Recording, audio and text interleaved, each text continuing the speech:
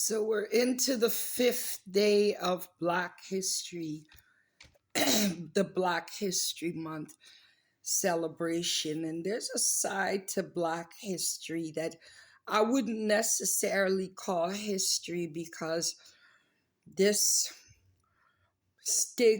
plague within the Black community still exists today in 2025. And what part of Black history and Black in the present that is? It's the greed and the betrayal of some of the members of the Black community.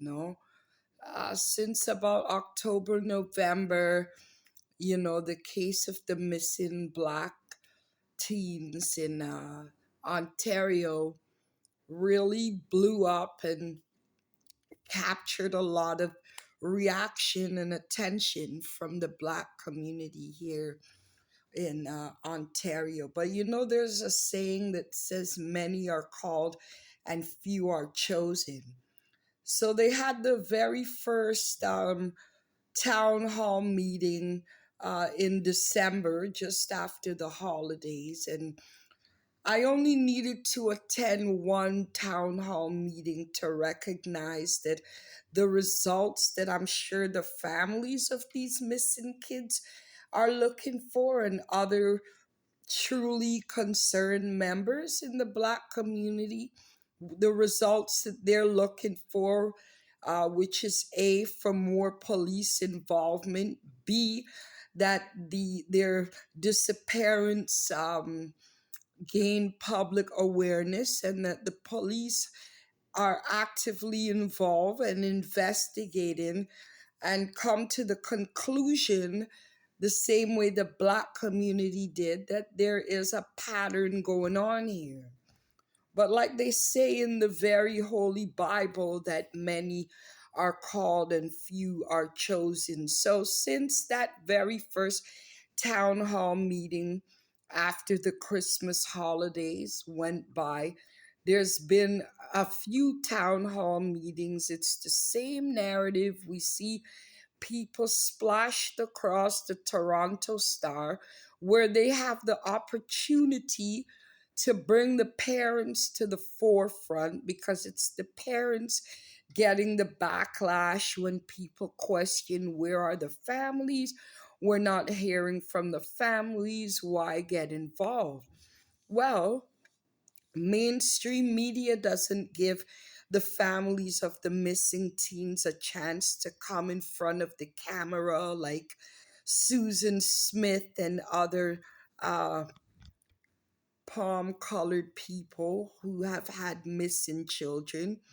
And yet people that claim that they're advocates and activists for the Black community, rather than having their faces splashed and dashed across the Toronto Star, why not bring two of the parents beside you and let the public, let the world see the pain they're going through, knowing that they do not know the whereabouts of their children?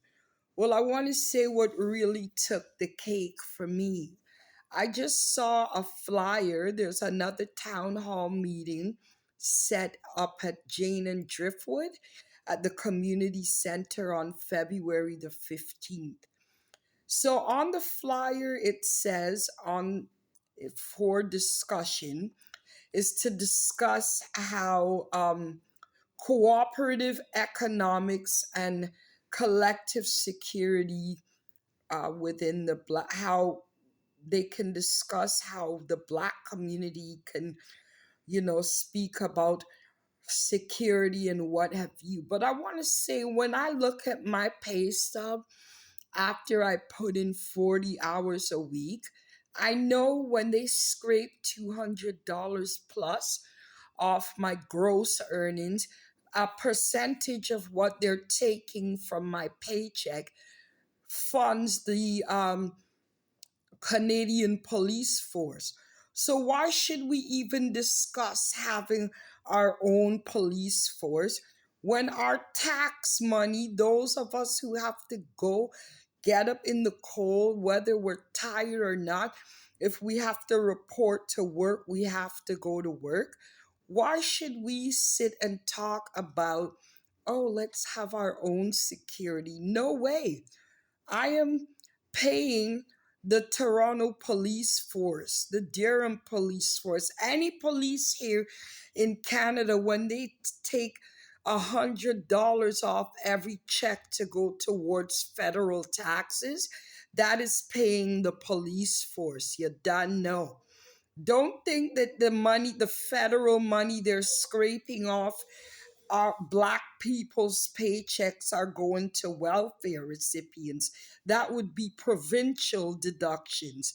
The federal goes to like the police, and so our prime ministers and premiers can afford to eat steak and drink champagne on their private jets. So I will never go and discuss, gee, let's do our own policing when I have no choice but to pay the police in Canada to do their job, whether they're serving and protecting yellow, green, purple, black, or white people. The money that's deducted off my paycheck is paying these people. So, looking at the flyer, it's pretty obvious that they had to, you know, present the verbiage in a way that would make them qualified to get some sort of funding for this town hall meeting, because in all these town hall meetings the narrative hasn't changed. The police are explaining what the difference is between abduction and missing, and they come up with their statistics.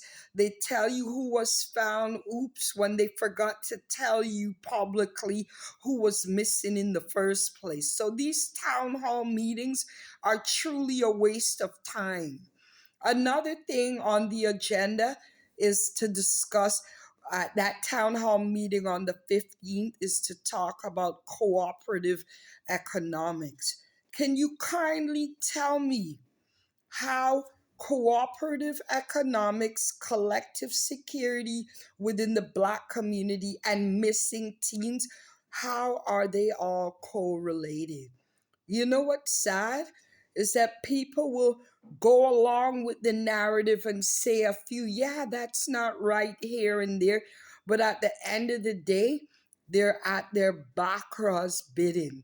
So they would rather just swoon in, take control over things, and go along with the narrative of the people just so that they could get their little handouts and their little Milky Way puppy dog treats. You know what's disgusting? When is the black community ever going to learn that betraying your own doesn't get you nowhere?